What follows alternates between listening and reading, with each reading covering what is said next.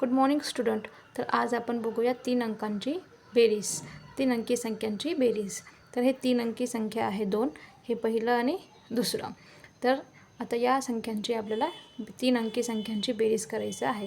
आता उजव्या साईडनी आपण बेरीज स्टार्ट करणार आहोत. आता 5 आणि 2 याची बेरीज करायचं. 5 आणि 2 याची बेरीज किती होणार? 7. म्हणजे 5 रेषा 5 मोजायचं आहे. 5 आणि त्यानंतरनं 5 आणि त्यानंतरनं 2. 5च्या नंतरनं 5 मोठी संख्या आहे, ते स्टार्टिंगला मोजायचं, मनात ठेवायचं. त्यानंतरनं 2 काउंट करायचं 5च्या नंतरनं. 5, 6 आणि 7 किती झाले? 7. हे 7 लिहायचं. त्यानंतर त्याच्या बाजूचं जे नंबर आहे ते आपल्याला त्याची बेरीज करायचं आहे. 2 आणि 2. 2 आणि 2 किती झाले? एकूण 4. मग इथं 4 लिहायचं. त्याच्या बाजूचा नंबर किती आहे? 2 आणि 1 याची बेरीज करायचं आहे. 2 आणि 1 किती झाले?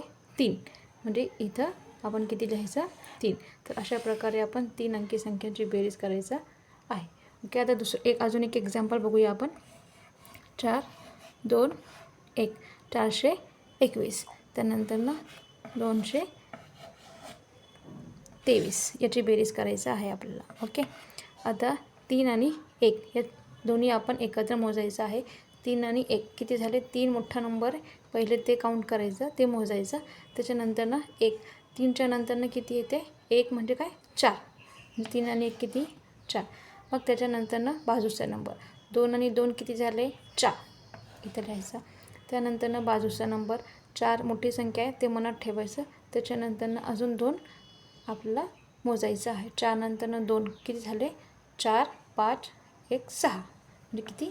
6. म्हणजे अशा प्रकारे आपण 3 अंकी संख्यांची बेरीज केलेली आहे.